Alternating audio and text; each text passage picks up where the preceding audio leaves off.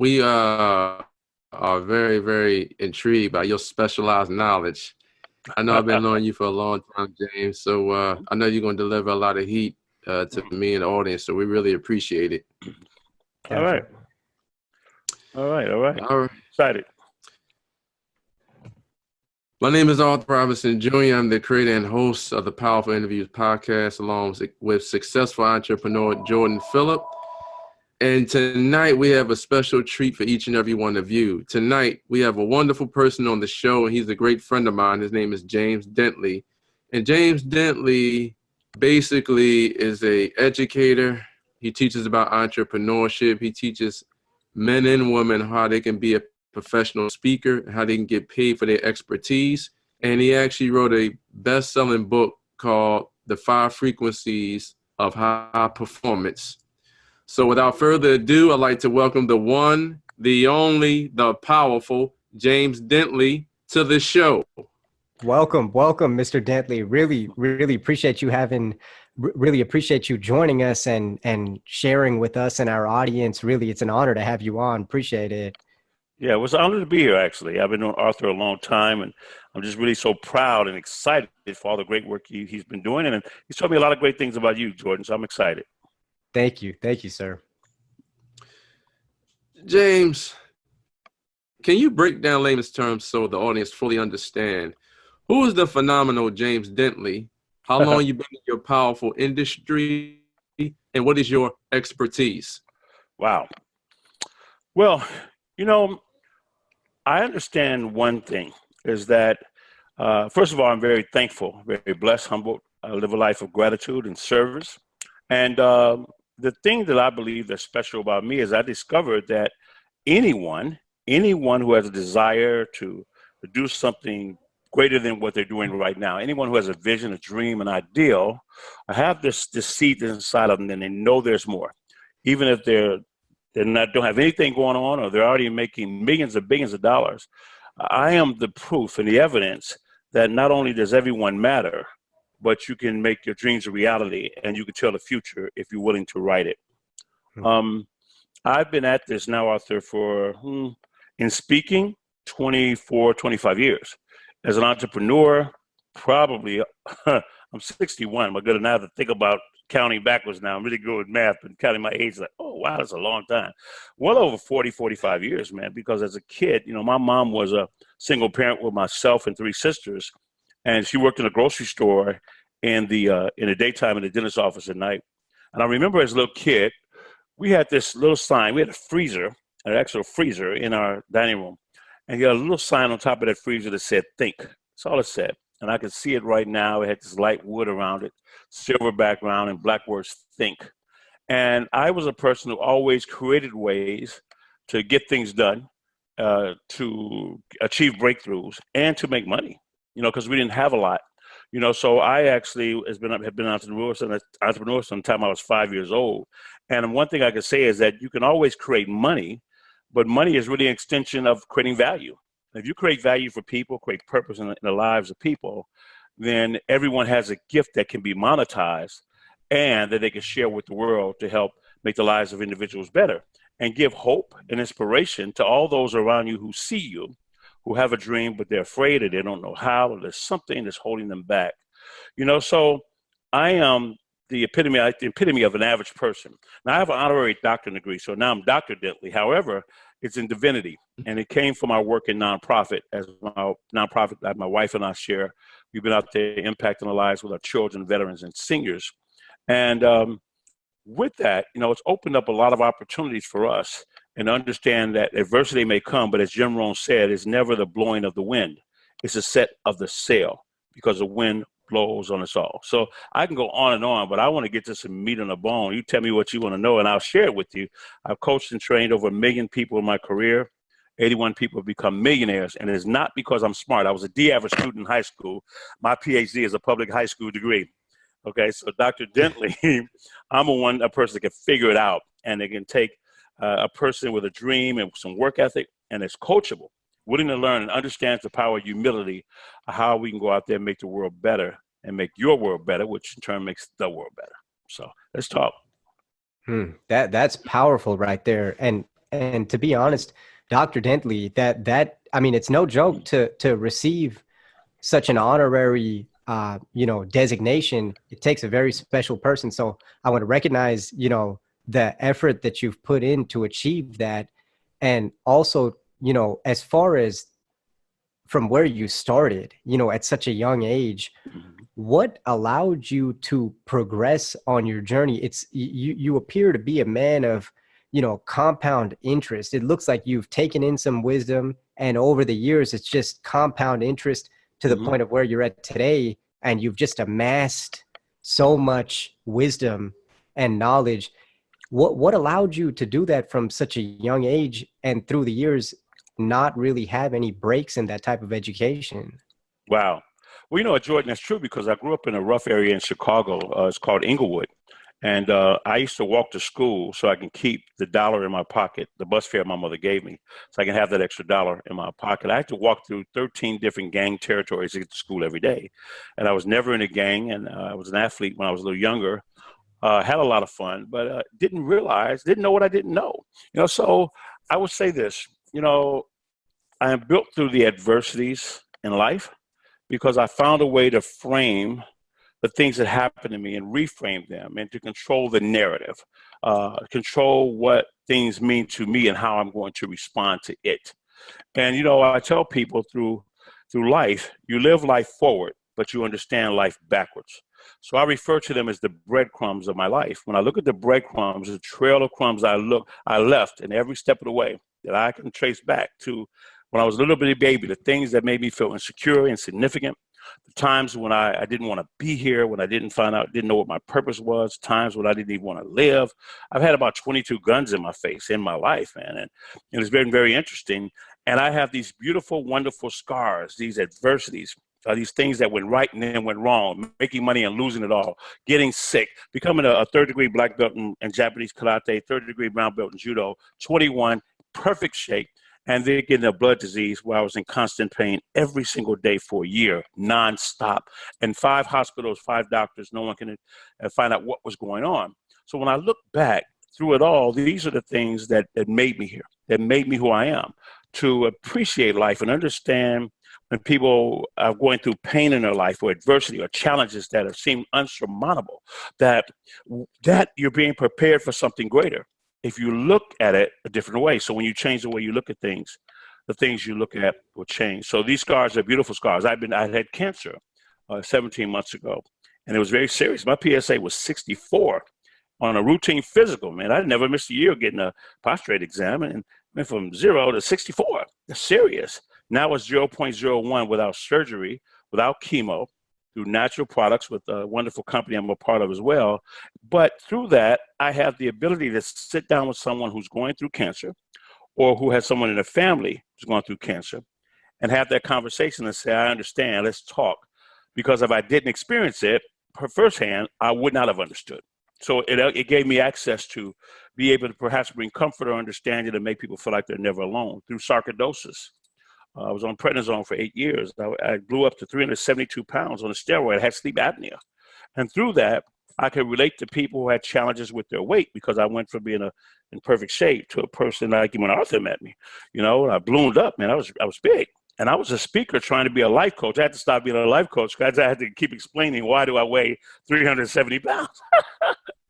But I look back, man, I was so thankful, because the work goes on. And a lot of times people like myself, my great friend Les Brown of 24 years, we always tell the story that we could have done what we started doing a long time ago, but we talked ourselves out of it, because the thinker thinks and approver approves. And if we feel like we're not worthy, not good enough, not ready, we don't know enough, then we hold ourselves back. But we know our gift will make room for us. And whatever you want in life, it wants you. So when I wrote my book, The 5 Frequencies, I understood frequency and energy and the laws of attraction. And to understand the energy that you put out, even when speaking, that you can tap into a source that you really can create your own future, your own destiny. And everything in the world has been created. In the beginning, God created. And for the beginning of the human existence, all the human existence has done is create. From living in a cave to getting a condo. From living in the dark to getting light. From living in the cold to getting heat. Everything we've done, we've created it. And today, we live in a great time because of disruption. Right now, the creators are really taking over. It's not the people with the PhDs and all of the wonderful degrees, the elemental Ps. It's the people who can think with the imagination to look at an industry and say, wow, how in the world does a company that has the largest amount of the biggest transportation company own no cars? How does the person with the most lodging own no hotels and no rooms? How do you do that? And what's next? And we look at our exciting future. It gives us an opportunity for those people who have been diagnosed with ADD and all those people who can't pay attention, that wander and drift, and even the critical thinkers, because there's a place for us all, to come together to create something, a world that's never been, if we have the will to do it.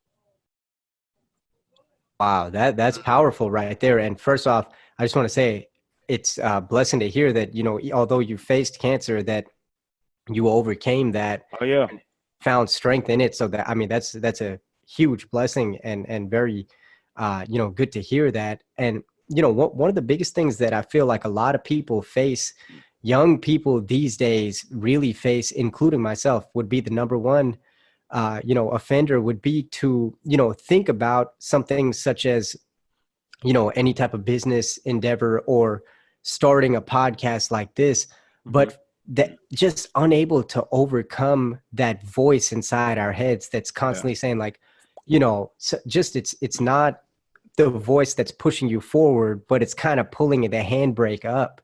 In your life, what did you kind of do to, release that handbrake and propel yourself forward?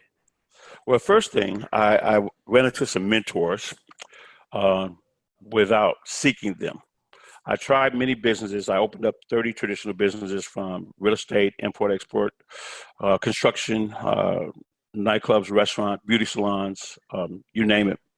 And I had no understanding of business. I had not read the book, The E-Myth by Michael Gerber.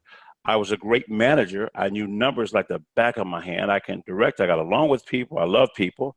And living in Midland, Odessa, man, I was there for the first 6 months. I didn't see another African-American person, but 150 people. I was the manager, and I got around great, have wonderful friends, and met wonderful people there. So coming from an urban community and being in this culture now in Texas, it opened me up. It made me shift, because I generally began to love people and understand that we are more alike, even if we have different politics and thoughts and ideals. That's okay. There's room for us all, and if we can appreciate that. But I will tell you that the thing that I would say is that most people don't feel like they matter. And if I look at my life and look back at those breadcrumbs again, there was a young man I met in 1994 when I was living in Atlanta. And he was 20 years old. I was 33. And I got into a network marketing business, and I did not want to be there, man. I was skeptical. I didn't want to be in those pyramid things. And the guy, I told him 4 times no. And this 26-year-old tricked me to go down to this meeting. And this 20-year-old guy got in front of the room, and I judged him. My arrogance, even though I was broke, I was arrogant, big-headed, and broke as a joke. But I decided to get involved in that business just in case it worked. And they took me on a journey. That was May 26th of 94. By January 13th, 95, Jordan, I had never worked another day from that day to today. And they taught me how to communicate. They taught me how to train other people. They taught me the psychology. Today, I teach people how to use their voice like a soundtrack, where you can speak into the nervous system of another human being, that you can be fully self-expressed, that you can understand the power of being vulnerable, the power of being humble. And then through that, in January 13, 1995, retiring, opening up 12 countries, going on a journey to help a company go from 7 million to 700 million, we built the confidence, but we were taught that your success can take you someplace your character cannot keep you. So through that, it was a character building process. Now, this young man, that 20-year-old, did not get me involved, but that 20-year-old introduced another gentleman named Roderick, who got Darren, who got Dora, who got Ken, who got me.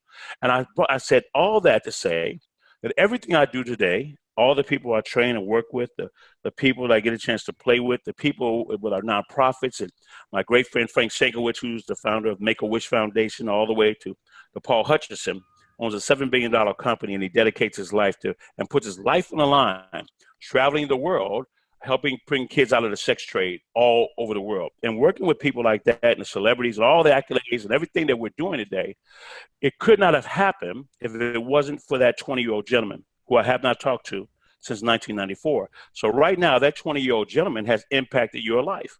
not just yours, Jordan and Arthur, but everyone who's listening and watching. Because if he did not do what he did and the trail didn't go the way it went, I wouldn't be sitting here. So you would be sitting here listening to someone else with a totally different topic, a totally different story. So only thing I can say is that each and every one of you, no matter where you are, when I lost everything, I was homeless for a while. I mean, seriously. And I grew there. I didn't ask for help. I decided to take responsibility, and I grew up there. And I fought, and I didn't quit, and I stayed with it. I understood what faith meant, and I learned in the valley, in the dark soil, as Og Mandino would say, in the dark soil, I was nourished with the nutrients. And the dark soil is indicative to the frustration, the pain, when you don't understand what's next, when you feel like you're out of control, when you learn to surrender to something greater than yourselves and to find purpose there. As you're building your business, it will shape you. And there's a poem that I wrote, and if you don't mind, I'd like to say it real quick. It says, if there was a way that I could say how great you could be, would you listen to me? If there was a price that you could pay that would give you the life that you seek, would you pay that price today? And if there was some work that you could do, would you roll up your sleeves now that the work is on you? And if there was a promise of silver and gold, of pleasures and treasures and fortunes untold, would you do what it takes no matter how tough? Would you dare never quit when the going gets rough? Would you build something great? Would you let it build you? I know you have a dream. You got a business, but there's something else you must do. While you're building that dream has to build you. So if there was a way that I could say how great you could be, would you listen to me? And when you start listening, you find clarity, you get your peace in your center, you find gratitude, and everything slows down, and you get on path and purpose. And then you'll understand when John F. Kennedy proclaimed that the United States would be the first nation to reach the moon. Russia beat us to space. And he proclaimed that. He had no background in aerodynamics and space travel. He went to his top engineer and he said, look, I've already put ourselves out there.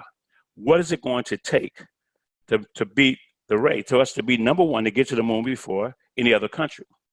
And that scientist looked at him and replied with 5 words, the will to do it.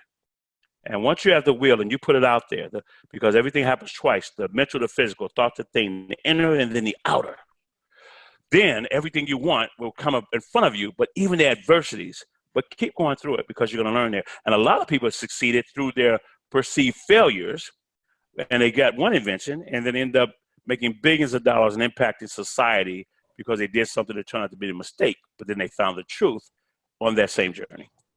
Pretty cool stuff, man. Wow. Wow. Extremely powerful right there. Extremely powerful. Wow. Wow. James, you basically said that as entrepreneurs, they have to fulfill their purpose. Now, I know I've been knowing you for a long time, and you are the real deal. And when you speak, people listen. Now, I come across people in my network where they basically says that, multi-level marketing or network marketing is basically a scam. But I know people that are generating millions of dollars in multi-level marketing or network marketing. Can you explain to the audience, what does it really take to build a phenomenal downline when they are a part of something greater than themselves, when they get involved with a phenomenal network marketing company or a multi-level marketing company? Yeah, that's a double-loaded question. It's kind of interesting. When I'm a part of the City Gala City Summit. I'm a beneficiary. They helped us build our nonprofit for a year, helped us raise money, taught us everything. I am a sponsor. We donated a ton of money and revenue supporting a great cause with my dear friend. And I'm a beneficiary. I'm a recipient of the Legacy Award, the first Legacy Award that I received a few years ago with alongside of Matthew McConaughey and Ashton Kutcher and Frank and Jack Canfield. And being there, man, they even joined our network marketing team. And when I speak about communication, and then people know my background in network marketing and what we've done, they all want to be a part of it. So number one, remember that people follow people, not just opportunities. There's a lot of companies out there. There's a lot of people that are successful in every company. And if you're somewhat skeptical, then educate yourself because, see, there's no award shows for skeptics. It doesn't exist. There's no reality show just for skeptics only. They talk themselves right out of it. They overthink the thing. And when you look at that and you take away possibility and take away the and take away the feeling that you have to know and you have to be right. When you look at an industry that may have created more millionaires than any other industry, and that situation was settled in 1959 when Amway went to court, and that was put to bed. And you look at the book by Charles King, who wrote the book, The New Professional, and he talks about why are these doctors after 25 years or attorneys, 20 years, top of their game, walking away? Where are they going? Because in network marketing, it's disrupted an industry, a sales industry, where a person can do something part-time. When I saw this, Arthur, this industry, I didn't want to do it. This kid, 20 years old, said, look, he said, one or two people, in this room, out of 60 people, one or two people would take this information seriously, and after 2 years would never work again. Now, who would say something like that? Who can believe that? But what struck me is that no one on the job ever said it. When I had employees, I could never say it. Because if somebody told me I could work my butt off for 2 years, and after 2 years I never work again, well, I'd have been done before I was 18. I would have worked my tail off, got out of that deal. Okay? So then he said that you could do it part-time. And that didn't compute because when I owned a business, it owned me. I was working sometimes 7 days a week, 17 hours a day. Some of you entrepreneurs can relate to that. And you need money to start a business, to keep a business, and to grow a business. Because you can grow and you can go bankrupt because of that growth, to scale. So I understood that they had billionaires in the country. And all of us have 24 hours in a day. So making money and time cannot stay in alignment. It can't be linear because who can make $1 billion or $5 billion or $10 billion? How could Jeff Bezos, Larry Ellison, any of those guys, how could anyone do it? They don't have enough time. So maybe they're doing something I don't know. Because I understood that what you live, you learn. What you learn, you practice. And what you practice, you become. And then the third thing they said is that they'll teach you how to do it. So I did it on a dare, but I did it just in case. Because I got so burnt out from owning traditional businesses, I was passionate about it going in, but when you don't want to do it anymore, you're stuck. And I was burnt out because I traded my life and time away from my family trying to build the dream for my family. And I took the family away by doing so. So I've learned some lessons. And I just said, look, most people don't want to be successful. They want to be right. Because if you understand, the first question I ask someone is that, what is it that you want? What do you want? And the fact of the matter, anyone who's listening, ask yourself that question, not once, but over and over and over 100 times and slow it down. What do you want? And a lot of people say, well, I want money. I want to be financially independent. I want to help my mom. I want to help the children. Okay, let's say you're doing that. What do you want? And I dig deeper, and then they get, their voice starts to crack. And then they start to play games and joke like it doesn't matter, like it's they don't want to face it. And if I keep asking that question, they begin to crack. And some people begin to tear up. Their hearts get hit because we just want to be somebody. We just want to know our life matters. We just want to know we count. And I find that in people, no matter where you are, to find meaning in the work that you do, that little old you can impact the lives of so many people. And people out there need to hear your voice and can only hear your voice, but you feel like your story doesn't count. You feel like your story doesn't matter. Just like that 20-year-old who's responsible for us listening, it matters. Everything matters because when one thing moves, another thing moves.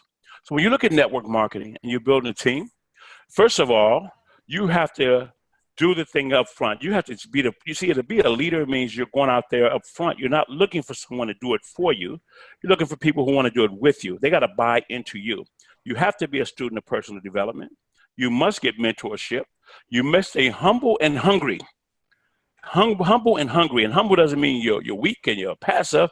It means that you care enough to be honest, to be fully self-expressed. You make a mistake, you blow it, you apologize, you keep moving, and you get better.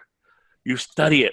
Because the thing in network marketing is we do 7 figures a year easy. We've done it. I've been with this company 5 years and 3 months. I made 7 figures 4 of those years. The first year I made 6 figures. But now bringing a team over from scratch. Okay. Now, if you believe in what you're doing, it's easy. If you have something that shows up and it sells itself because the results is a real product, it's easy. But most people quit before it's time to win because it gets hard, but you're close, but you don't know it. Every single day, tens tens of thousands of people in this country. They jump in there because they're at their desk and they're fed up and they know there's more and they want to go to the mountain called Mount Entrepreneur. Some people talk themselves out of getting in the car. They put it off. They procrastinate. Some people get in the car and they find a way to detour. Something came up. They forgot something. They find an excuse and they turn around and put it off to tomorrow. Others get nervous. They're nervous wreck. They run into traffic in the first bit of adversity and they turn around. Some get to the bottom of the mountain and then they made it that far. It's like getting to the gym. You finally made it to the gym, but now you don't get out the car. But at least you made progress. But then others start to go up that mountain and then they run for the landslide, which is disappointment, frustration, people quitting.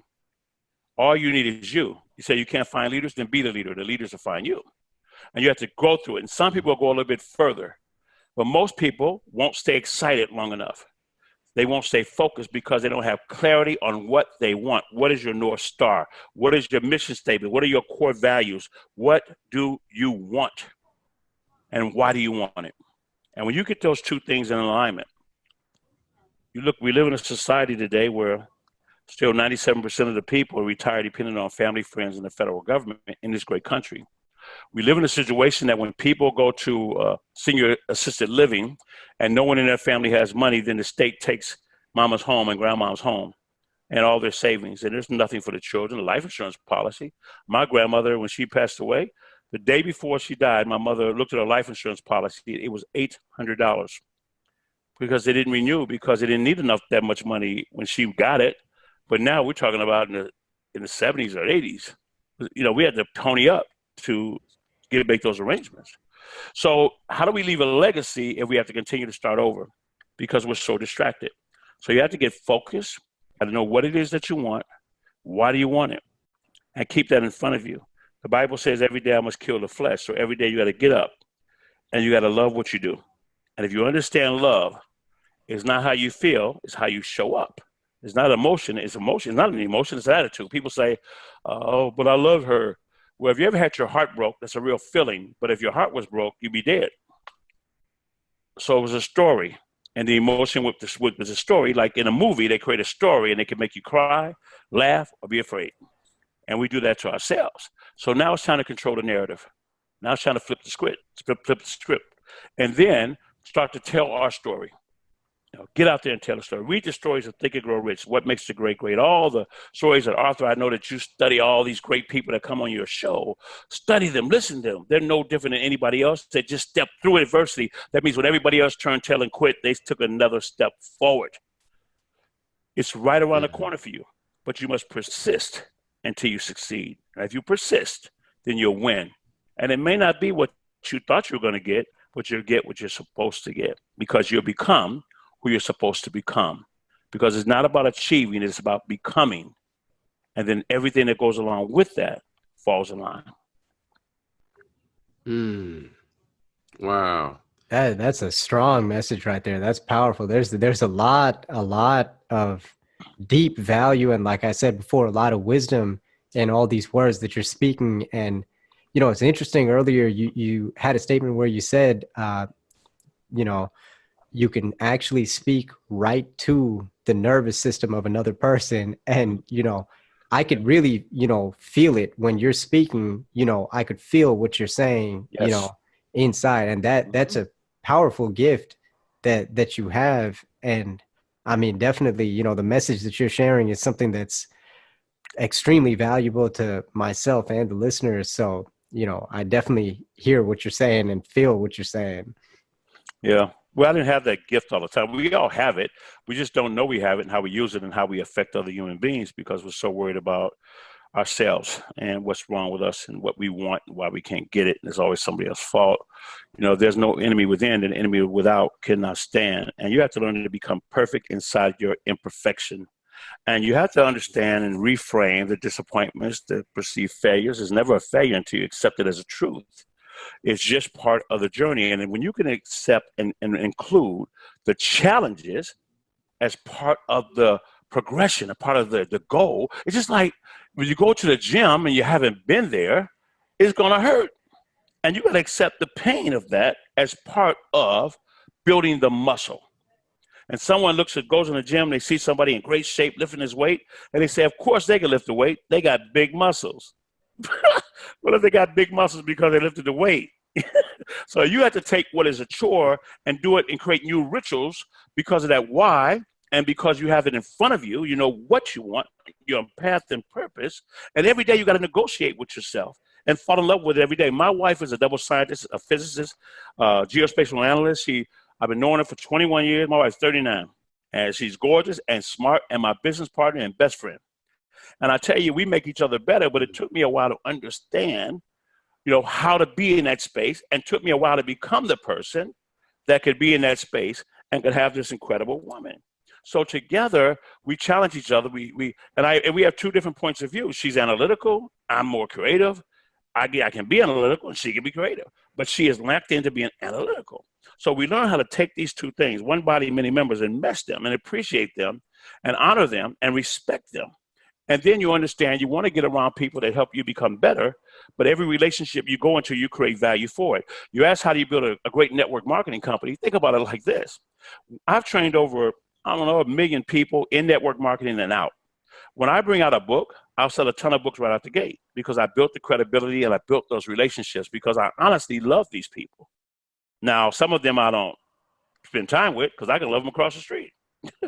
Because once a person can do something and they can influence how I feel about them, then who's running the show?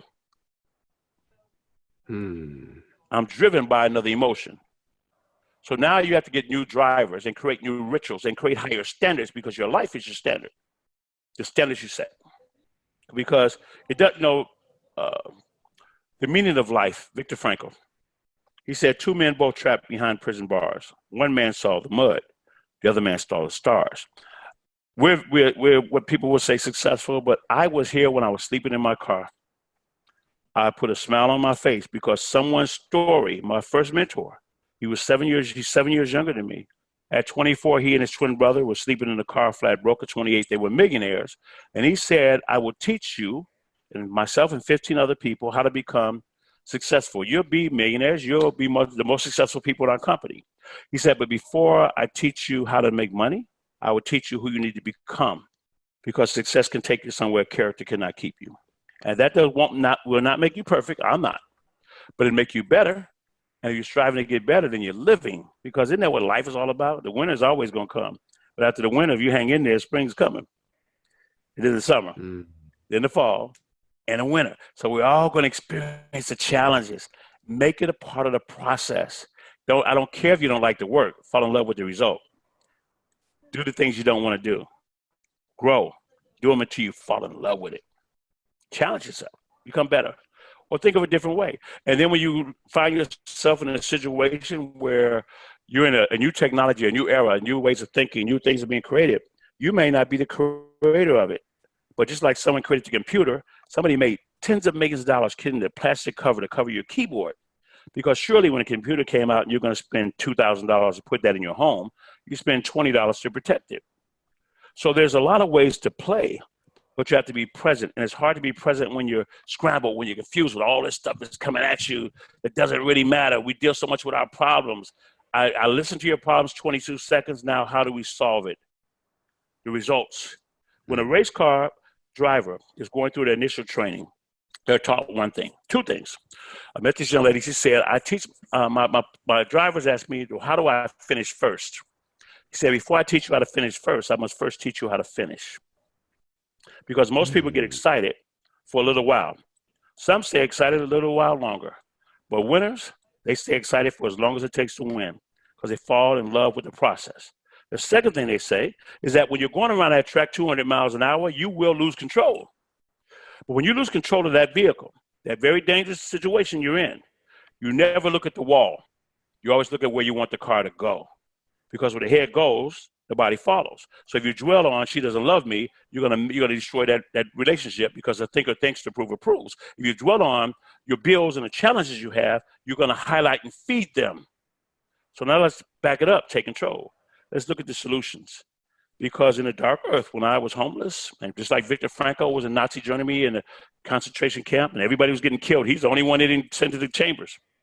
And he lived to tell a story.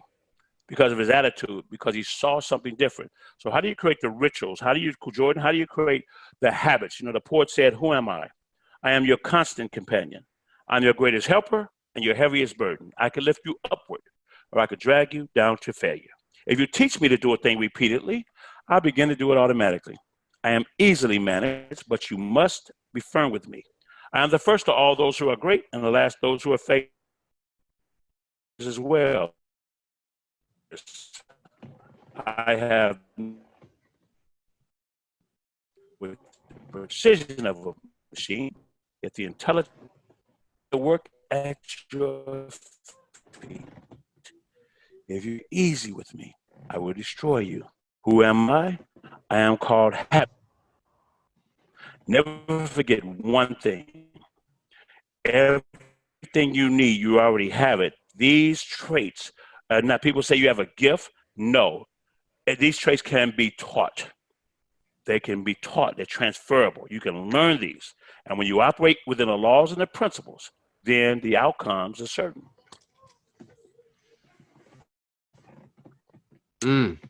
Wow.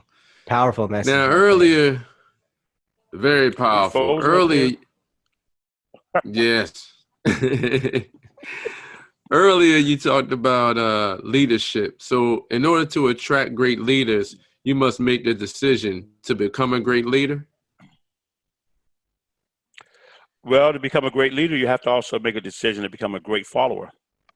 Because once you think you know everything, you get lost. You know, you get a loss. If you're going to be a leader, that means you're going to immerse yourself in the process. You want to be a great leader. You don't ask people to do something you're not willing to do. So don't get them to do it for you. Learn to let them do it with you, and you do it with them. You don't lead kicking and screaming. You lead with that flag. You lead with encouragement. You learn to have empathy, and then to take a person from where they are and help them to grow. See, if you're empowering people, and if you truly love people, then you're not worried about somebody loving you, because you have to have an unlimited supply if you just love everybody else. So you don't have to deal with that anymore. So now let's lead. First of all, leaders, they have an idea where they're going. They look to the future, not to the past. They learn from the past. They look towards the future. Leaders are humble. Leaders are helpful. Leaders produce. They step out there. Leaders invest in personal development. Okay? So the traits of leadership, even though there are many, it begins with you taking the responsibility, owning the commitment, having the stick-to-itiveness, not turning around, being coachable, and studying. Because if they listen to your show every week, the blueprint is already there. I'm not the first person on this show. You've been doing it for years. Everything somebody needs to know is already there. So now we have to put it together and understand those little things matter, and you matter. So how do we get people in an environment where they can be nourished? And that's what we do with our companies. And, you know, now I have 7 different companies. That's what we do. You know, we create environments to help people win, and we learn a lot through that, because when people around me are stronger, I'm stronger. Some people I train and mentor, they're much more successful than I am. And there's always another level. And when you get around some of the people that we both know we talk about, and you see how humble and smart and successful that they are, then you don't have to be a butthole to become successful, you know, but you have to own it and understand that if you are, when you choose to become super successful in whatever area you want to be, then you can help other people. So you must do it to make a difference. You do it because you have to ask yourself one question: who will lose if you decide not to win? Who suffers when you decide to become skeptical? When you procrastinate? When you let someone talk you out of it? When you get tied up on the emotion? I got butterflies. There's no butterflies in EKG. Somebody doesn't like you. Okay, well, love them anyway and like them over there. You know, if they want to listen, listen. If they don't, shake the dust off your feet. But don't say hate them. Don't hate yourself. Don't beat yourself up because somebody else messed up. You know, if somebody, I had a friend of mine, he complained about his wife over and over and over again, right? And he just kept ragging on him. And I said, you know what? She may have all those faults, but if she was better, she was surely got a better husband than you. Because he just focused on how bad she is. But you picked her. You chose. It's your wife, your kid's mama. Love her anyway and allow a person to be who they are. And then keep going on the path, because then you can get clarity because you're not hung up about your feelings. See, separate how you feel from what you know to be true. So you have to learn to ask yourself better questions. I call this the captain and the crew. You ever heard this analogy? Yes. Have you guys ever had or somewhere to be early in the morning, and you had to be up, let's say 4 or 5 o'clock in the morning, and you set your alarm clock, you set your clock alarm on your phone, and then you called a couple of people and say, do me a favor, please wake me up at this time. I got to be up. You ever experienced that? Yes. If you have, okay, then you always wake up a few minutes or half an hour before it's time to get up. The reason that happens is because the captain gave the crew a direct order. And the captain is your conscious mind. The crew is your subconscious mind. And the captain must command the crew. And the crew has to say, aye, aye, sir, and respond, period. But if you don't give the subconscious or the crew a command, then the crew is running your ship, not the captain. And when the crew runs a ship, you're going to run up on some dry land. You're going to have some adversities. You're going to have some dysfunction. You're not going to have harmony. So you have to control the conscious mind because the subconscious mind will work in your sleep. Have you ever went to bed with a problem, knowing you had to figure it out, and you went to bed knowing you had to get this problem figured out, and the next morning you woke up and a solution came? Because the captain commanded the crew, and the crew worked while you were sleeping. Because the crew doesn't sleep. So you have to command the crew. The problem is that most people don't have clarity. They don't know what they want. So they go to McDonald's. Welcome to McDonald's. May I help you? Wait a minute. Hold on. It's the same menu since I was 8 years old. They just added yogurt and some salad. That's it. Okay. So now they got shamrock shakes now. Okay. All right. So now you go to a restaurant. Let me think. Let me look. I can't make up my mind. We don't have clarity. We don't make up our minds quickly. We got to make decisions. Number 2 is that once you are making a decision, now you're getting the information. Who else is doing something like you're doing that is successful? And find out what they did to become successful, but find out what they went through, because that is what shaped them. The reason why I believe that these CEOs get these golden parachutes of $30 million, because not because they worked that hard, because they take responsibility and they make the decisions of thousands or tens or hundreds of thousands of other individuals who won't do that. And it's a different burden there. It's a different mindset there. It doesn't make one better or not better. I actually believe that in the future, it's not going to be about the education system we have right now. That's failing most people. It's going to be about the creative mind. And once you get creative minds back in play, once you get the people who will create and find a way, they'll find it. If they don't find a way, they make a way. They figure it out. These are people who are going to change the world, man. They're about to live on another planet. I don't know if I want to go, but I want to have the option, because if something go wrong here, I want to be stuck here. Elon Musk is doing that right now. He want to create another environment on the moon. That's right. And they're going to the moon only because the moon is the first step to go to Mars. They already have people right now in NASA. My wife and I go there a few times and spoken there, and we've been on tours there.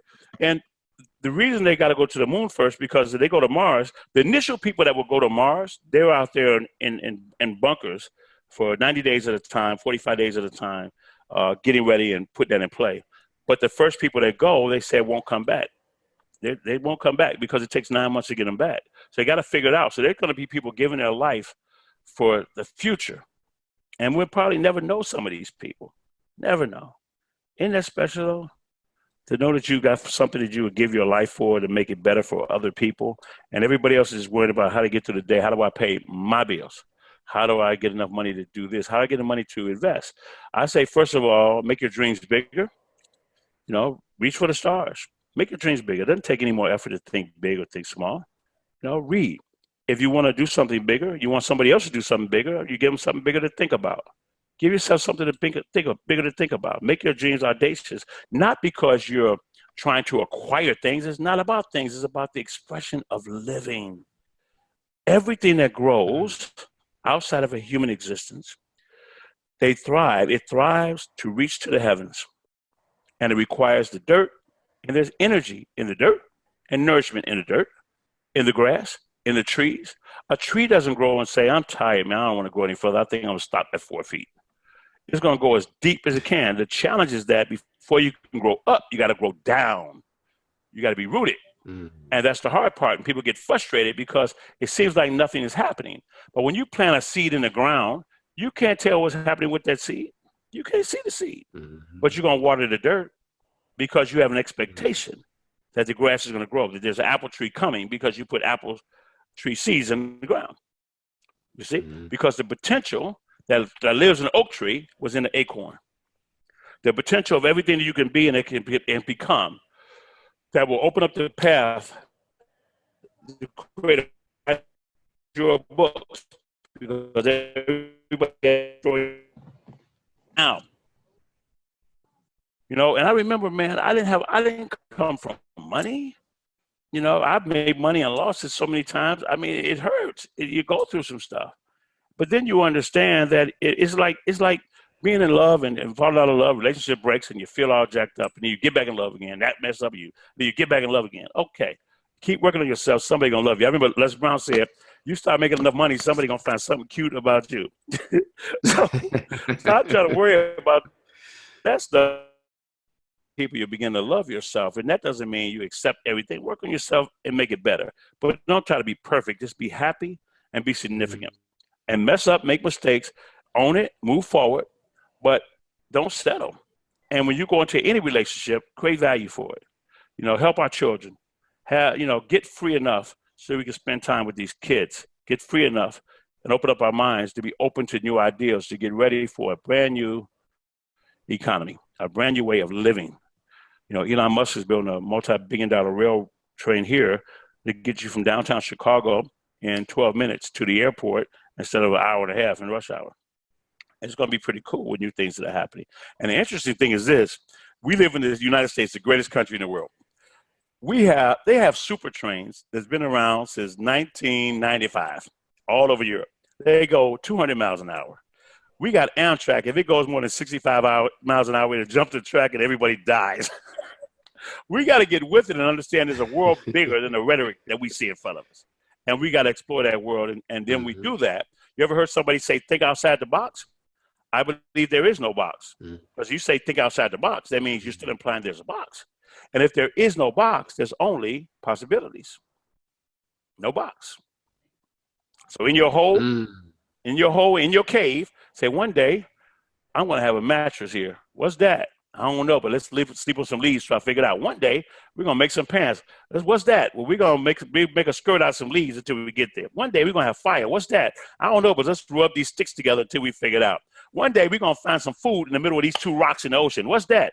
We're going to call them oysters, and they're going to shuck these things and eat them. And every now and then, they're going to get a pearl, and we're going to sell the pearls and eat the gunk. And we're going to call it a delicacy, and people are going to pay more money for some crap in the middle of the rock. One day, one day we're going to cut cars. We're not going to ride on horses. No, not me. I'm getting 10,000 more horses. I don't believe that stuff is not going to last. It's a fad. People can't afford it. And if you understood there were going to be cars, then you should have been building gas stations a long time ago before they got here. See, it's about expanding the imagination. One day, we're going to be able to fly through the sky. No way. The Wright brothers did it. They crashed many times. Put wings on a bike, tried every daggone thing, figured it out. You know, one day is today. What's possible? Everything. So live your purpose, live your dreams. So look around your house and say, okay, what can I create? What can I make better? Be like a 5-year-old and say, why is this way? And what could be different? How else can we do that? How else can we make that happen? How, Jeff, I know you told me that my friend Jeff Hoffman was on your show. And Jeff, when he created the kiosks in the airports, he was frustrated because he missed his plane in the long line trying to get a ticket. And everybody else was mad and they were griping about it. Instead of just griping about it, he didn't have any information or knowledge about hardware. He was a software guy. But he understood how to bring people together with a vision. And when you have a vision, what you do is you get on Google, you find out who's doing something close. You find out where these people spending their time. You look at different events and where are these people at, and you show up, because 80% of success is just showing up. And you show up, and everyone's approachable. And he took his idea to some people who had hardware, and he created those kiosks in the airport, sold it for $100 million, first company. Boom, with an idea. So stop complaining about it, and let's start thinking about it a little different, because the one who thinks about it different is the person who truly sees. Yes.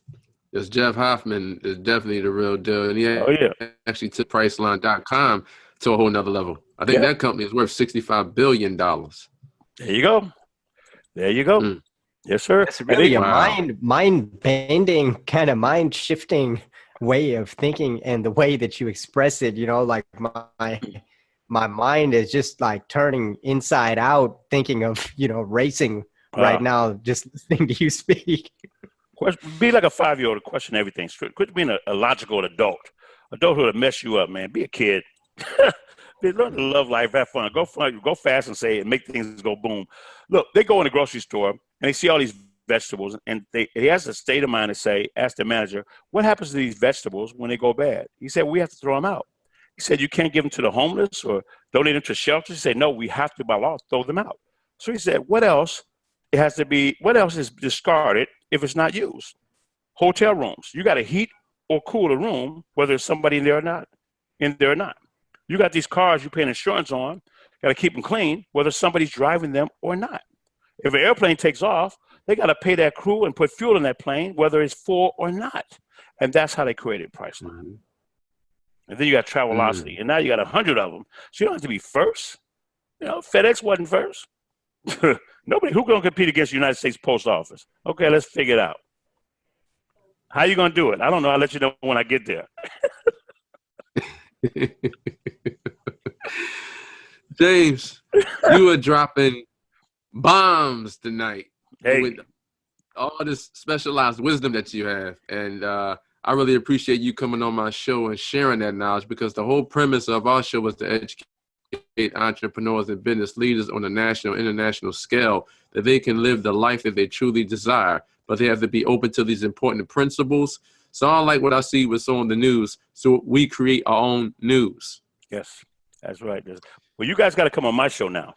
The James Dentley Radio Show. We're launching our television show and our streaming TV network.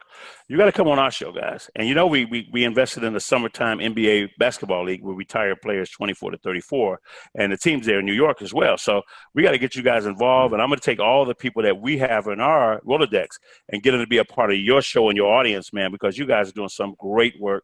I'm so honored to be here. I'm so happy for you, and I feel so comfortable knowing that the future is in your hands. So thank you. Oh, that would be an awesome opportunity. Thank you. And definitely be more than happy to do anything with you in the future. Definitely. Well, I'm putting you in for April's 4th, but May you're in there. I definitely want to have you guys there. Talk about your show, and let's get the message out there. We're not in competition. We're in harmony. Let's help a lot of people. That's right. And there's enough for everybody. Definitely. James, earlier you talked about marriage, and I know that you and your wife work closely where y'all building businesses together. Mm-hmm. And I come across people in my network where we have, in-depth conversations about support mechanisms. Mm-hmm. You may have, husbands where they really want to win big in entrepreneurism, but their wife just want to remain, comfortable where they are, but they don't want to grow to the next level. Or vice versa, you have women entrepreneurs where they want to grow to the next level and win big, but their husbands just want to remain plateaued in their marriage and they don't want to grow to the next level. How do you feel about marriage in the whole, and should wives support their husbands and husbands support their wives in regards to growing their businesses together? Okay. 2005, 2006, I'm in Cleveland, Ohio. We had started a marketing company in telecom utilities, and I'm out there with a sales team.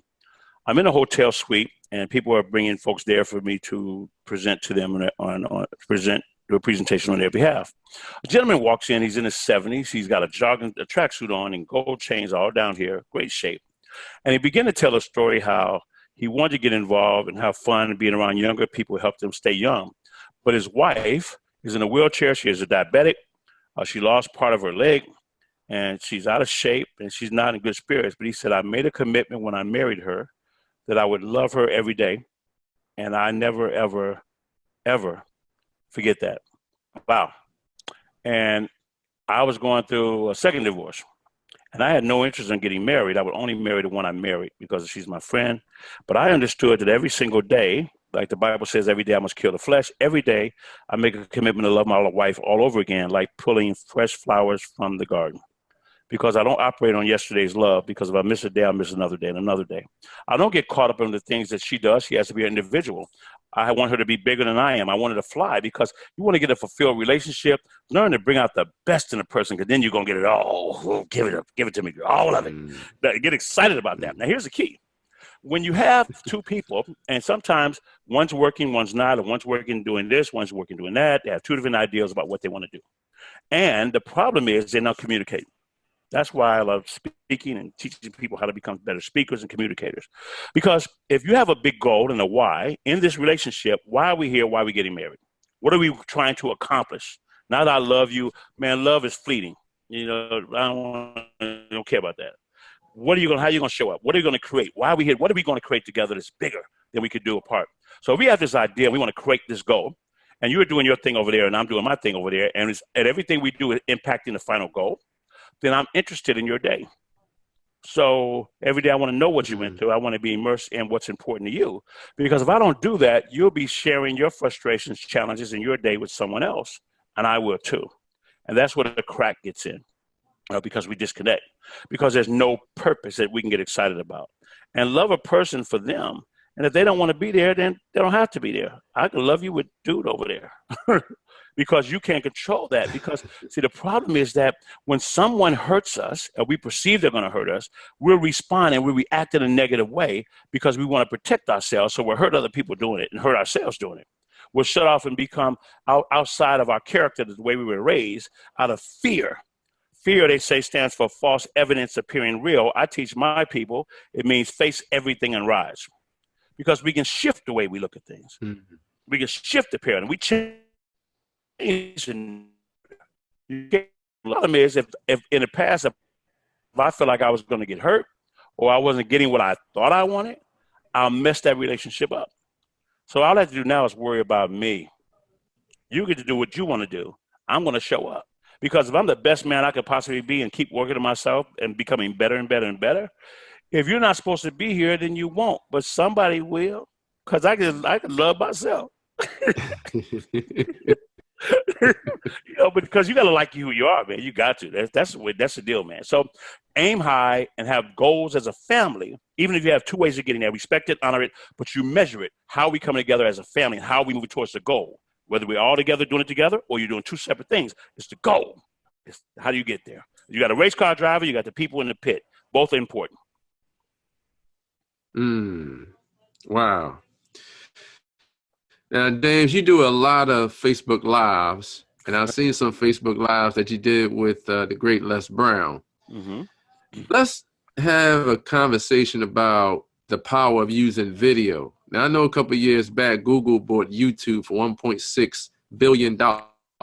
So video is hot right now. Yeah. Can you explain to the audience the power of using video? Should entrepreneurs and business owners use video to expand their brand?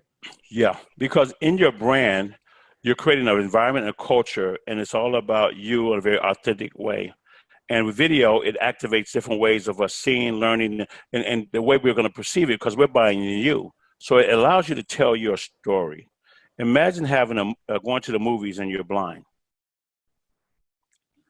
See, when you go to the movies, they're telling a story. When you're marketing and want to get your products to market, you're creating a story or a narrative.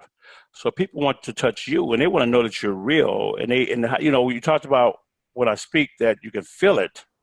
You'll get to the point that you can do that. I teach people how to do that. Because if you do that, you get your employees to want to go to work and want to do a great job.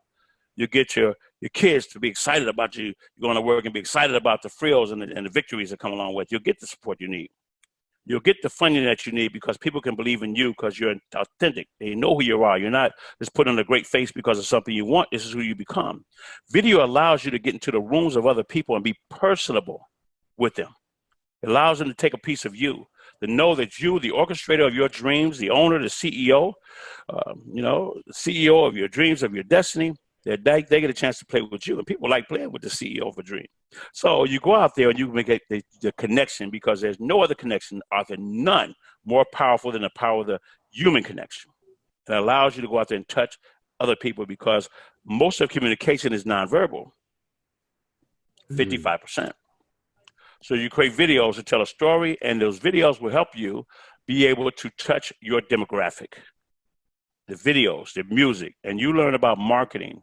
The bottom line, you want to get more customers, then know how to talk to your customers where they are, where they at, and stop talking to the customers that are not your customers. Focus on the ones that are your customers. We'll have the Walmart model where you can put everything under one house and just build your database, and then you can feed all things, all people. But most people can't do that. You know, so video is so important because it allows you, it humanizes you. It's personable now. They can see you. There's a difference. You laugh, they laugh.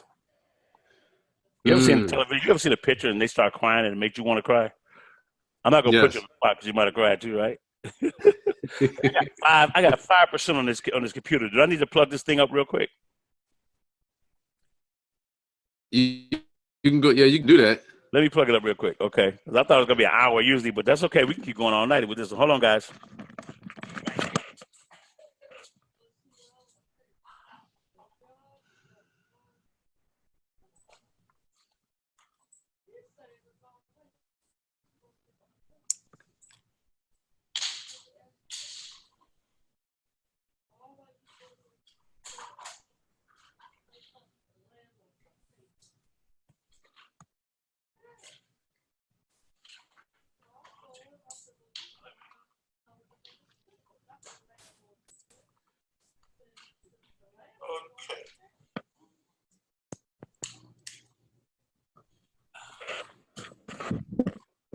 You know, my team never lets me do this by myself. They know I'm not responsible. I knew I had 55% when I sat down. I don't know. They even spell for me. Get people around you that can help you become better. I was watching this sitcom by Sinbad, right? And he says, he said in the sitcom, he said, a 55-year-old man, you don't need a 25-year-old woman. What's she going to do for you? She just wants your house. He said, you need a woman that knows the sign of stroke, who has your medicine in her purse. You know, you'll be at dinner and you start having a stroke, your mouth starts twitching. And a 25-year-old girl said, why are you making faces at me, James? That's not funny anymore. So you need somebody who knows the sign of stroke. My team keeps me safe. They know the signs of stroke. They know what I'm going to mess up is they way ahead of me, and they're off tonight. So thank you guys for allowing me to run there and plug up. Wow. James, we covered a lot of ground with entrepreneurism, with building a phenomenal network. And you speak all over the world and you impact a lot of lives. And I know communication equals wealth. So communication is the key ingredient when you are interacting with people. Also, in addition to that, communication is the channel through which life is conveyed. Yeah. But you know what? Communication also can be our biggest challenge that we have, and it can be the biggest, let's say, screen door that stops us from, that impedes our entry. Even if we can see through it. I say that because if I took a monkey and I want to train a monkey to do certain things, I can do that and it would be successful easier than a person, because a monkey doesn't understand language, because we listen through filters, through our experiences, you see. But a monkey can be trained with behaviors. And if you do certain things repeatedly over and over and over, you're going to get good at them. It's like if you want to get good at being consistent with your follow-up. It's like priming the pump. You just do it and do it, do it. When your arm gets tired, you do it with the other arm, and that gets tired, you do it with both arms, but you don't stop until that water gushes. You know, Augmandino said, I must persist until I succeed. Augmandino says that one swing of the axe against the mighty oak tree, the tree will not fall. It won't flinch. Neither will from the third swing or the fourth swing or the 15th or the 10th swing. These are childish acts. But if you continue to swing that axe, the tree will fall. I must persist until I succeed. So I must be like the ant that devours the carcass. I must be the drop of rain that brings down the mountainside. I will persist until I succeed. And you got to go through everything over and over and over and over. And you learn to get better and better and better. You ask questions and you ask for help, not because you're weak, but because you want to remain strong. But I will persist until I succeed. So you have to make what you want to accomplish in your family and this legacy that you're creating bigger than your ego or your feeling of having to be right or have to be self-sufficient, because no one ever reached their full potential by themselves, not one person. But you must read the stories of other people so they will prepare you. Les Brown prepared me 20 years ago. You know, he's had cancer for 27 years. He told me that this day could come for me. He told me what would happen. I would be older, that I'd be losing friends, that my body, it'd be harder to stand up. I can't stand up fast. I can't sit down for long. But he prepared me for it. And these stories will prepare you so you can make different decisions when you find yourself in any calamity. But you got to also persist until you succeed. But don't think you have to be right. Just find the goal. You know, Jay Samick from Deloitte, I remember he wrote a book called Disrupt You. We talked about that. And I talked to him. We were talking once. He said, James, I just actually woke up and was a millionaire. He said, I wish I could have these other stories. He created a machine, a lottery machine from his garage, and they were taking bids on the lottery machine where you get your lottery tickets from a machine. And he had superior technology, but they lost the bid. And dejected, he has this machine and all his money in his garage. And then later he figured, he asked himself a question. And I think that's what we must do, is ask better questions.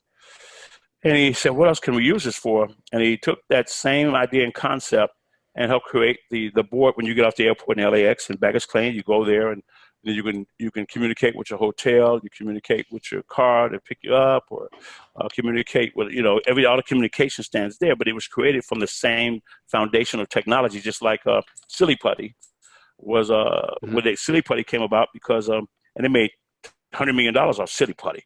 You're older, you know what Silly Putty is. But it started because they were trying to make our rubber to make tires for the war, because we would get our rubber over there in Japan and we were fighting them. And we couldn't get it from any other country because we couldn't get through to get it. So they had to find different ways to make rubber, and they couldn't find a way to make rubber where it was keep its shape, kept collapsing. So they scrapped it.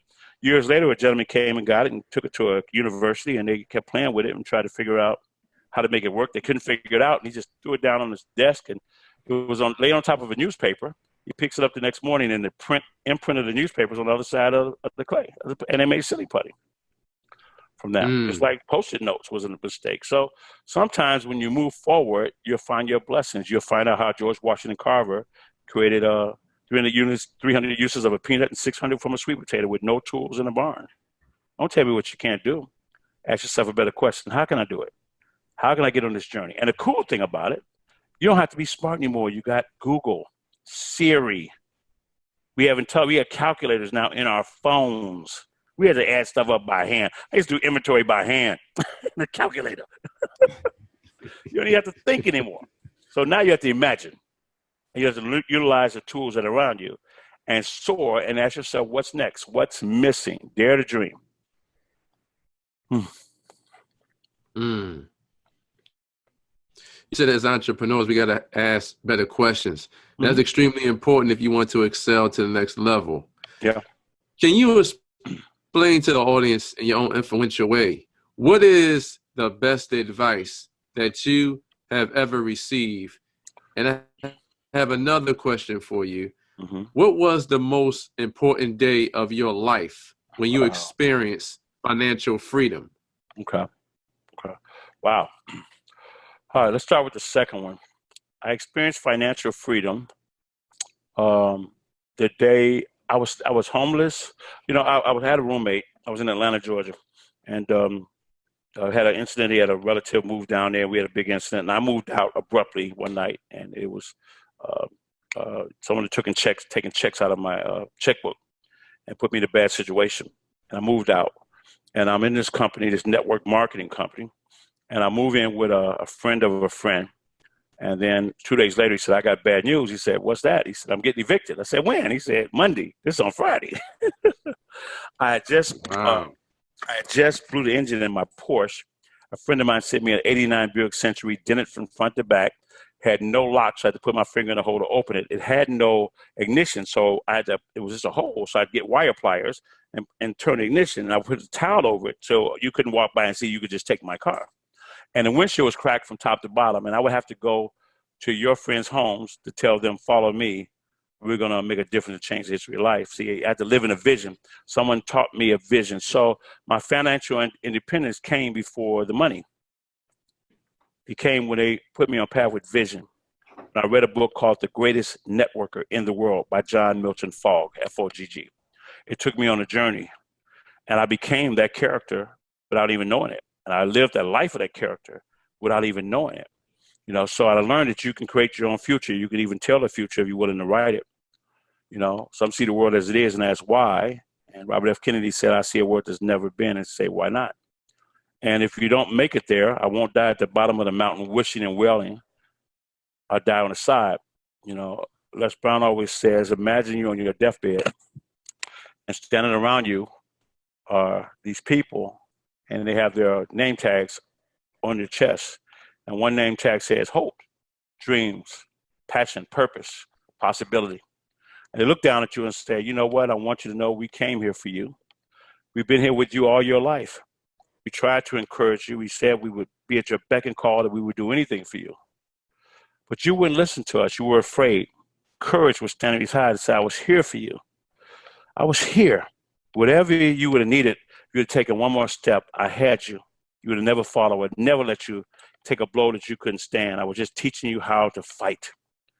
He said, but you're dying. And now, because you didn't use us, we have to die with you. I remember I was in a fight with my best friend. I was like 8 years old. He's on top of me, wailing away. I see my mother's feet on the porch, and I said, okay, she's going to break it up. So I took a few punches for pity. She never broke it up. And she told me from that day to this day that it hurt her to see me getting hit, but she had to let me learn how to fight. So I was free financially when my mind was free, and I was sleeping in a car, and I lost everything. When I go to friends' homes and on their third shift jobs as engineers, I go there and motivate them and call people to 1 o'clock in the morning for them and sleep on their break couch and get up and take a shower in their locker rooms and get out before their boss came. And look, I worked for a guy from 9 to 6 for free. After 2 weeks, he said he couldn't pay me. I said, I work for you for free if I could use your phones. I built a multi-million-dollar business with no car, no address, and no phone. And that's why I don't do excuses. You can make them, but okay, now what are we going to do about it? No, don't, because you don't put me in depression with you. Because I want to deal with the solution, because you can choose to do that. So I was free financially that day, because that day I knew without having it, I was there. And I'd rather have it that way, man, because 70% of lottery winners are broke in 6 or 7 months, and then they're $500,000, $2 million, $5 million in a hole, or in the IRS or something crazy, losing their home, and they can't get out. So you build the pocketbook, you got to build the mind and the brain and build the spirit. And it taught me how to become a giver, because even when I had nothing, I would give you my time. I had no money, but I would go out there and I would serve and I would help. And I didn't know I was trying to inspire you. I was just trying not to crack, not to lose my mind, not to break down and just give up and just want to die. And I found a life in service, in serving, and I don't always do what somebody wants me to do, but I'm there for the people who need. And everybody who knows me know I love them. He really thought about it and proved it. But it doesn't matter, because I didn't do it for that. I did it because I needed to learn how to become a better person. When I became better, then better showed up for me. So that answers that second question. What was the first question again? I just want to say that's the way you just answer that right now, unbelievable. Like that, I connect with that message so much, because it's just so difficult for people to think beyond their circumstances, but it's so powerful that even in the darkest and dire hour, you set your mind free, and then everything followed after that. Yeah.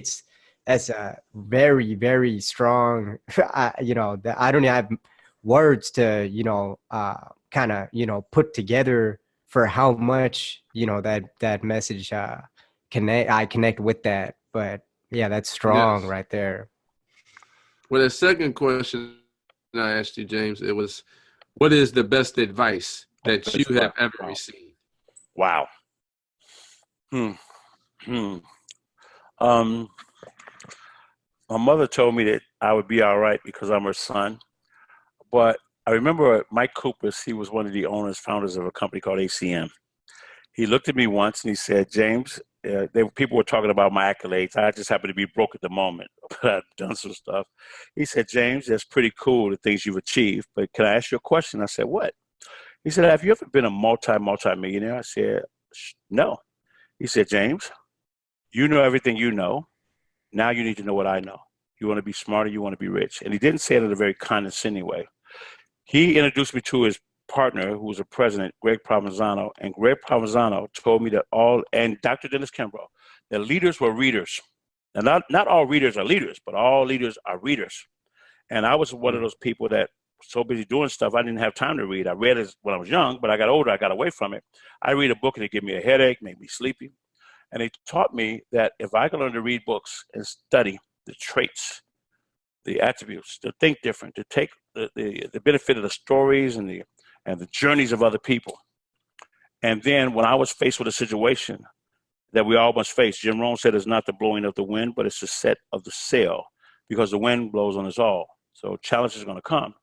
But through that, the stories that they had me read saved my life, because it let me know there's a brighter future tomorrow. Sun come out tomorrow, bet you about $1. That's tomorrow. So, that was just to really read and to change the way I looked at things and get out of my ego. And when that man said, you need to know what I know, he didn't say it in a bad way. I said to myself, I'm going to do everything this young man says to do. And if it doesn't work, he's going to hear it. And everything he said worked for 10 years. And I couldn't get mad because I got rich. So I learned to just accept that and keep it moving. Wow. Now, you are also into, marketing your products and services. Mm-hmm. How do you feel about paid media versus organic media? Okay. A lot of people do paid media, and it depends on what's going to work for you and where you are. But we live in an age with social media that when you use your imagination, that you can drive. Let's look at it like this. You got your stars and you got your influencers. So what do you want to be? Who are you? Where you at? If you're a star, paid media can work for you. If you're an influencer, you can get on social media, tell a story, create your own brand with your own personality by being authentic. Because whoever you are, there's people out there that are just like you. You can prove that through politics. Wherever you got a senator, no matter what you think about that senator, they represented a group of people who are just like them. Okay? And that's just fair. You got to be okay with that. So your market's there. So with social media, you have the ability to go out there organically and drive it instead of paying for that, because you're not getting comments, you're not getting interaction, you're just getting your followers. But there's no interaction, there's no value there. The valuation of every company is how many people are plugged into you, your message, and your product from a very authentic way. And you can have a great product, but if you don't make that connection, it's in your warehouse.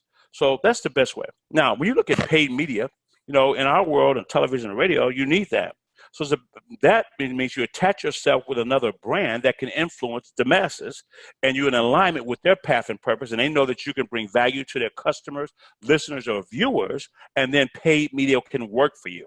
So that's called a joint venture.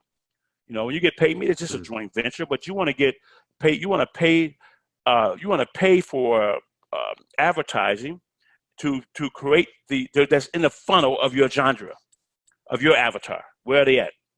And if I have your customer, and I say, hey, go eat at Joe's, and they eat at Joe's because they trust me, and I'm not going to mislead them, then I'm a good person to pay, because I've got the customer and I can bring value because I can connect the dots. And that's the difference. So it's about joint ventures. It's about becoming an influencer. And the cool thing about it, you got people out of nowhere become influencers with no education background and income from money. They found a way to move people. So how do you do that? By really just being yourself. I'm going to tell you one last story, because it kind of ties into that as well. I remember when I was in this company and I was homeless with a raggedy car. I was sleeping in this apartment hotel, had more gum on the carpet than carpet. And I wouldn't call home for help because I could have got help, but I wanted to grow up. And I remember I was going to stay at the Red Roof Inn, and it was $45. It was on a Friday. And when I got there, the price went up, and I was $58, tax and everything. And I called a dear friend in Atlanta, and I could tell he was at a party. And I said, I need $13. I'm outside at the 7-Eleven downtown on, I think I was around Peachtree. And he said, okay, I'll try to be there in 45 minutes. I was in the 7-Eleven, and an hour goes by, 2 hours go by, now 3 hours go by. It began to rain, and they put me out the store. And I'm standing in the rain, waiting for him to come and bring me $13. Now, I want you to understand, a friend reminded me of this story 2 days ago. And the moment he said it, I could feel the rain on my face. It's like it hit me. And I felt my gut. I flinched. I was right back there. And when he came and got me the $13, I wasn't mad at him. I didn't blame him because at that moment I had to take responsibility for my own life. And I promised I would never be in that situation ever, ever again. That's when I understood the captain and the crew. I made a conscious decision that would not happen. And then I told the subconscious to respond so it would not happen.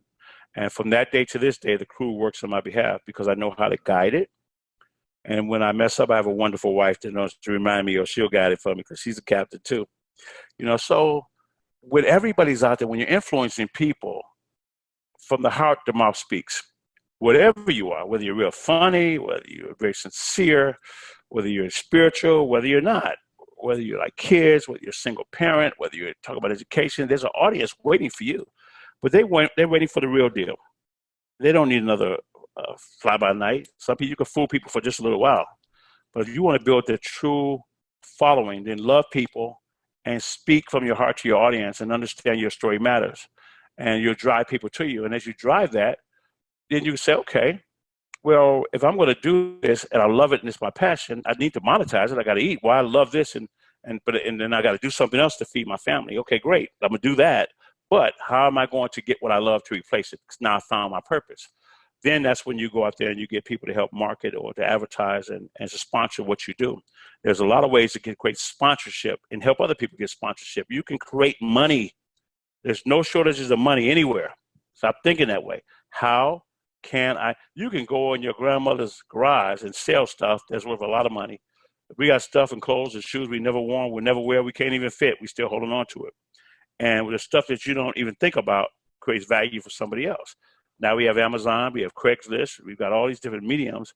Go out there and create it and make that connection and create value. And then next thing you know, you have a business going to people's homes, getting their old dresses and say, oh, the dresses they don't wear. Say, why don't you put these dresses in my consignment shop? And you'll make money. So you'll bless somebody else and they're looking good in the clothes that you don't want to wear anymore. And then I have a business at the same time. And we all make money and we serve somebody so they can look great in something they can't find anyplace else. Because we get to get your old clothes that you don't even think you want anymore. And we get to give them to somebody who wants them. What a concept. Yes, Amazon is the big gorilla right now. They are the largest fulfillment center in the world. Yeah. That's why Apple's trying to, man, look, you follow what the big people are doing and you get close enough to their vehicles, you get rich off their exhaust. Look at Walmart. You got 5 kids, almost worth $250 billion. Come on, man. Used to go to, when I was a kid, you went to Target and Walmart, places like that for back to school clothes and house goods. Now you don't have to go to Best Buy. You don't have to go to Home Depot, Office Max, the pharmacy, the bakery. You don't have to go to Subway. You don't have to go to the grocery store. You don't have to go to Toys R Us, Bed Bath & Beyond. It's there. And now they can take all that, shut the stores down, cut them back and take it online. Get ready to do economy because you have the customers.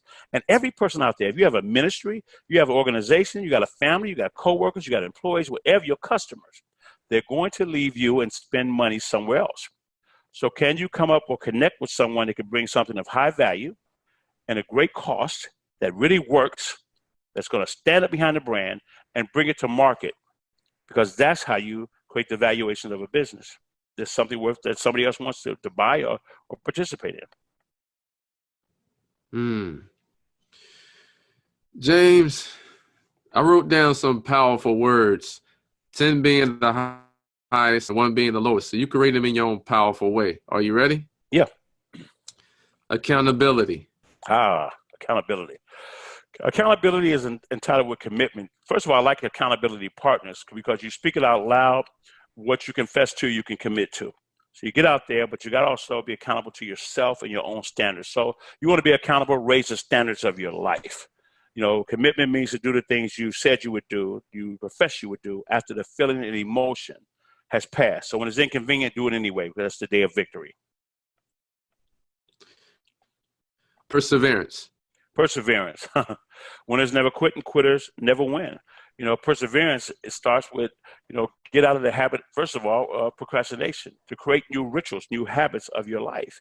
Your life is a ritual. You do it all the way. And matter of fact, as you persevere, you start to build the muscle, and that helps you break through things. And once you break through one thing, you're prepared for the next thing, and you know you can do it because now it's just another thing.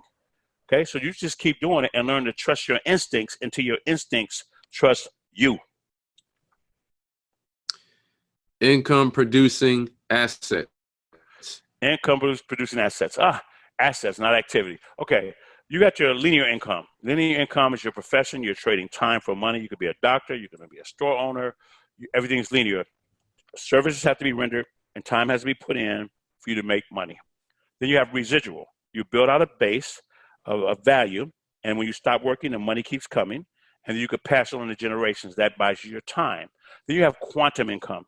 Quantum income is like you get with like your dear friend Gordon, where you can not just buy and flip companies, okay, or buy high-end real estate and turn it, but you're also going to begin to teach other people how to do it. And then it becomes limitless, and that's the money you make that buys a jet or buys a school for the kids in Africa or maybe around the block. Value. Value is everything. In every relationship, you go in it to create value. To create value means that you bring purpose, and when you walk in, you are the sugar in the Kool-Aid. You're the stirrer. That you have to be good at something, and you have to have a purpose for being there. So you have to be good, and you have to bring value to the relationship. That means when you walk in, you make it better. And you make it better a lot of times by serving. Because even as a leader, you're still serving, because you get people to buy into you. So you create value, then everything flocks to you because everybody wants something that's going to work.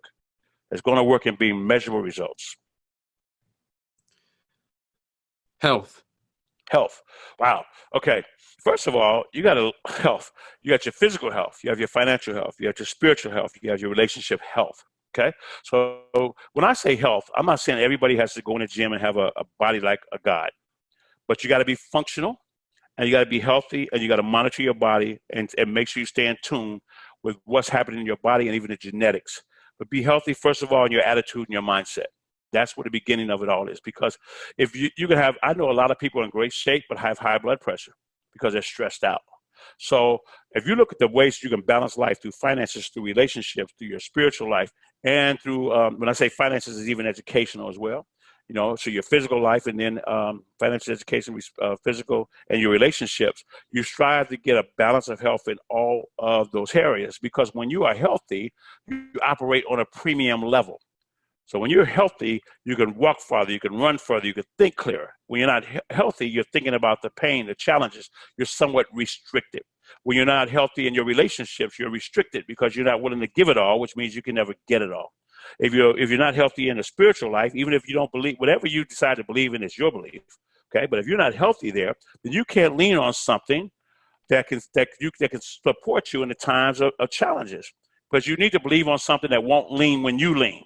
So you need to work on getting health with that as well. And once you get money as an issue out of the way, then life begins, because it's not about the money. It's about having access and being able to be there for other people. A lot of times people come with a challenge and say, I'm losing my house. And you say, well, come over here and pray with me. The only prayer we're going to say is thank you, because we already did the work.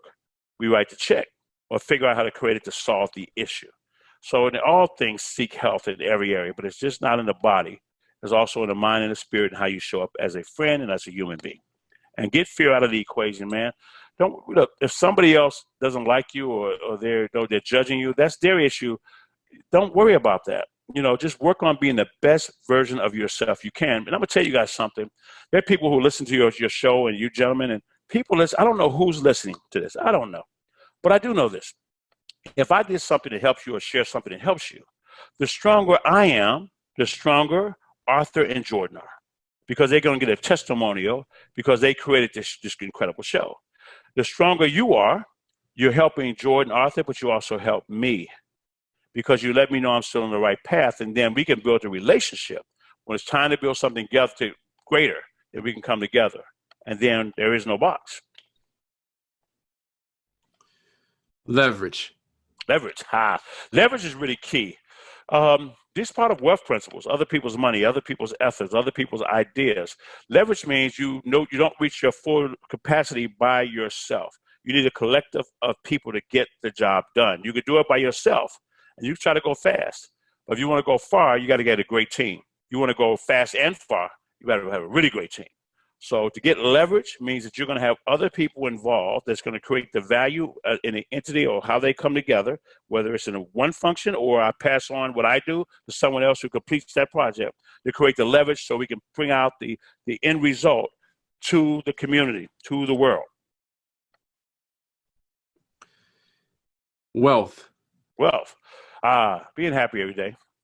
You know, we always equate wealth with money. We like to do that.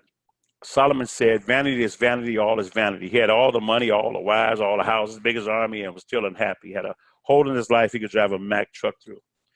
You know, once you get money out of the way, you don't think about money when you have it, but when you don't have it, you need it, that's all you can think about. So the wealth is being able to build great relationships and to learn to feel good about who you are, even though you're not complete. And now you're starting to get better, but you're not beating yourself up. You wake up every day knowing today was a pretty good day. And here's the key to that. Today is Thursday. All we have to do, this is how simple it is. All we have to do is knock down Thursday. Get Thursday, be happy on Thursday, be productive on Thursday, read a page in a book on Thursday, take a step forward to our dream on Thursday. Even if you fail, that means you're getting closer to your goal on Thursday. And if you can get through Thursday, then Friday, when you wake up, you start off just fine. You're ahead of the game. And when you wake up Friday, all you got to do is deal with Friday. And then when you wake up Saturday, just deal with Saturday. While the yard is hard, but inch by inch is a cinch. Key performance indicators. Okay. And what gets measured gets done. Okay. So how are you measuring what you're doing? A store that doesn't take inventory goes broke. So first of all, how are you utilizing your time?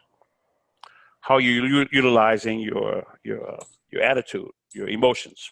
Your emotions are your cash cows right there, man. It's emotional. You know, people get emotional, and is that emotion something that serves the masses? Is it passion, or are you up and down like the Dow Jones? Okay, so when you're doing things, you have to measure it. Just like you have to check out your cash register every night. You know, in my business, I teach people to know their numbers always, because if you don't know where you are, how are you going to know if you're getting closer or further away from your goal? That's your compass. Okay, so you must have those indicators. That's your GPS to everything you want to achieve in your life, your relationships, raising your children, and your mission, whatever it is. You got to know either you're winning, you're losing, or you're tied. And you got to know that so you can make those critical decisions and make them quick. Family. What is family? You know, family, you live forever by the people you bring here, but also by the people you touch. And you have the family that you're born into, and you have the family that you create. Okay? But everyone wants to have a sense of belonging. They don't want to feel like they're alone. So in being a family, learn to lead with love and learn to understand that people, they are who they are. It's not even about you, it's about where they are. Sometimes you can be sometimes you're like a mirror. When people look at you, they may see what they feel that they're not, but love them anyway, because they're all your family. I live in Chicago, you guys are in New York. And in Chicago, you hear on the news about all the challenges we have with kids in the streets and gangs and shootings. And the other day, there were two kids that were shot in a car. They worked at Walmart, a 17-year-old girl, an 18-year-old girl, a 19-year-old boy in the back seat. He was wounded, and the other two girls, they shot the car 30 times. Now, I don't know them, but they're my family, because it could have just easily been my daughter or your daughter. They just didn't call out her name. You know, I take responsibility for everyone, because none of us are excluded from what life brings. So we operate with a spirit of family. You have empathy, you care, and it makes you get up every single day and appreciate what you got and learn to encourage those that are around you and be thankful for what you have. Even when they're not doing right, you believe in them. You know, treat a child as they are. They may remain treat a child as they are. They may remain the same, but if you treat them as they could be, watching them become what they should be. So family is everything, but create a family outside of your family, because we're all family. And the last one, integrity. integrity. I said it before, man, your success can take you somewhere and your character cannot keep you. Integrity means you live your word. The first person you must live your word to is yourself. And the challenge is we have no integrities, because integrity has to show up when there's big challenges and you have to go and do and follow through with the mission and be present anyway.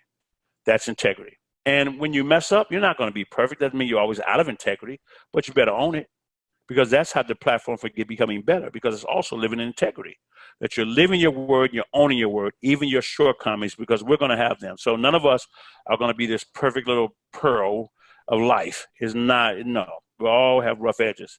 And I want to add just one last thing, if I could, Arthur. When you look at integrity, you look at health, you look at accountability, all the things you talked about. When we were born, out of millions of sperm, we had to beat out all these sperm to get there, to get to that egg, and we won. And here we are, champions. Now, we have a pupil that identifies only us, fingerprints that only belong to us. We even have a voice inflection that's ours and ours alone. And then we have a DNA that anywhere in the world, a person can identify you, only you. So we're all so unique. So what part of our lives and when in our lives do we make that decision to be just like everybody else? When? You were beautifully and wonderfully made, born of a royal priesthood, set apart. When did we decide that people don't fail, people can form? Dare to be a trailblazer. Lead with love and integrity, and follow your dreams wherever they lead, and never get distracted by less worthy deeds. Remember to shelter them and nourish them and help them to grow. You let your heart hold them down deep where dreams go. You follow your dreams, you pursue them with haste. You remember that life is too precious and it's too fleeting to waste. And when you follow your dreams and all your days through, the dreams you follow, they'll keep coming true.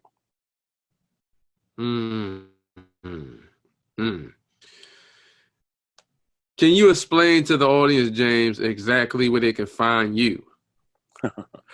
Absolutely. You know, first of all, I have a radio show, if you don't mind, because I'm going to plug my audience right back into you. I have a show every Friday at 3 p.m. Eastern called The James Dentley Show. And you can go to the website, thejamesdentleyshow.com, and access that. You go on our website and you can communicate with me directly. I have jamesdentley.com, Dentley. And for those people who are speakers that are ready to get all over the world, we got a team in Dubai now. We're going to Spain in September. You're teaching you how to use your voice, you know, how to own that stage, how to have your first 60 seconds where you own it, how to be able to tell your story, how to create programs and products and sell or soft sell from a stage or over the phone, or even do it through the internet. How do you get your message out there that make impact in the world? How do you build your list? And how do you get there where you can get in the right circles, where you can get hired and get gigs? And then we have our own stages, our own magazine, our own TV network, our radio show, all these different things to create your brand for you and put you all over the world on stages. So with that, they can go to inspired2speak.com, inspired, the number 2, speak.com. And, you know, you have to be interviewed for it, because we don't allow people to come who are not ready. And if we can't help them, we recommend them where they can go, because we're all here just to help and make a difference. So, you know, just simply go to JD at thejamesdentleyshow.com and you can reach me. That's a big plug, right? Yes. That's what I'm plugging you guys on my show tomorrow. Oh, wow. Wow. This is absolutely incredible. And you was dropping so much powerful wisdom, and it definitely resonated with me, and I know it resonated with our audience. So we really appreciate it. James, I'd like to thank you once again for taking time out of your busy schedule to educate me and the audience worldwide about building wealth, about the power of relationships, and about how they can become great entrepreneurs. I gladly appreciate it. You are a gift from God. Man, I appreciate you. I follow you and Troy anywhere, man, because you're creating a platform and a conduit of information, and people don't understand how precious that is. And I remember meeting you a long time ago at an event in New York. So I'm so proud of you, and I'm honored to be a part of your show, part of your life. And as we continue to move forward, man, you know, God, the Bible says, eyes have not seen and ears have not heard, nor has been known in the hearts of man what he has in store for those who love him. So I think there's better things to come, and I'm looking forward to it. I'm looking forward to seeing everybody on the beaches of the world. I don't know if you're going to be there or not, but I'll be looking for you. Definitely. Likewise, James, it's really a pleasure to connect with you. And, I'm going to be going through this episode quite a few times because, like Arthur said, we have powerful speakers who come on, but you came with 1,000 tons of C4 and just dropped, heavy wisdom, which, it's very, very, it's a blessing to have you join us. So again, thank you, sir. Thank you so much. Thank you. I'm honored. To everyone that's listening, I highly recommend getting involved with the phenomenal, the incredible James Dentley. You had the passion that came through his voice on our show tonight. He broke down layman's terms about wealth building. He broke down layman's terms about God. And he also broke down layman's terms about what it really takes to become a successful entrepreneur. If you are into network marketing, what it really takes to build a phenomenal downline, and you need the help of others if you want to excel that business to the next level.